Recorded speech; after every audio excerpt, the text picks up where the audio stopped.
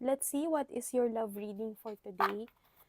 And before I give your reading, I want you to know that if ever someone will message you po, offering you a reading, that is not me.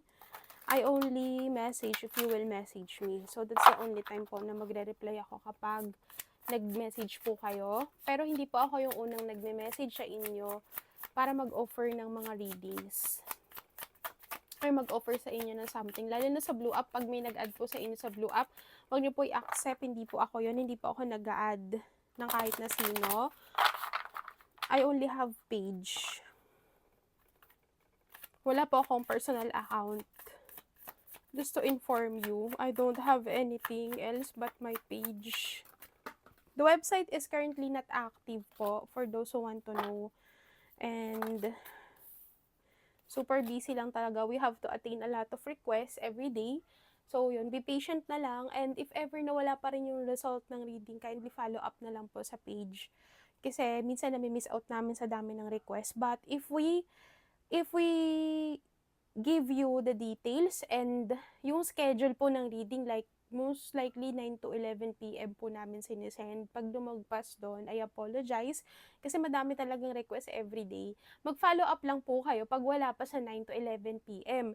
Pero kapag nag-request naman kayo ng reading tapos nagmamadali kayo, sorry to say, kasi bihira lang po talaga yung chance na makapag-read ako agad once na nag-request kayo. Kasi sa dami talaga ng request and I really apologize po sa dami ng ginagawa din.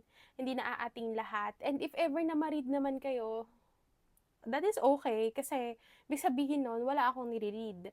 Pero kapag may request kayo tapos hindi nagawa agad, huwag sasama ng loob kasi until the next day pa na marireceive, 9 to 11 p.m. And mag-follow up lang kayo pag wala pa ng 9 to 11 p.m. Sobrang daming nagbe-message everyday. We are bombarded by a lot of messages. Minsan pagod na rin yung mga admins mag-reply. Okay, so sabi dito, may tao dito na nagsisisi siya na hindi siya nakinig sa'yo or feel like devastated siya sa naging decision or tinake niya na decision when it comes with you. Kasi dumaan na kayo sa maraming pagsubok. I think you've been together for so long with the Two of Cups. And siguro yung iba sa inyo may binuo na kayong family and mukhang hindi lang talaga kayo naging okay lately. So, ang sinasabi ng cards dito, pinagsisisihan niya yung mga actions niya and gusto niyang humingi talaga ng tawad sa'yo. And I also see here with your cards na itong person mo,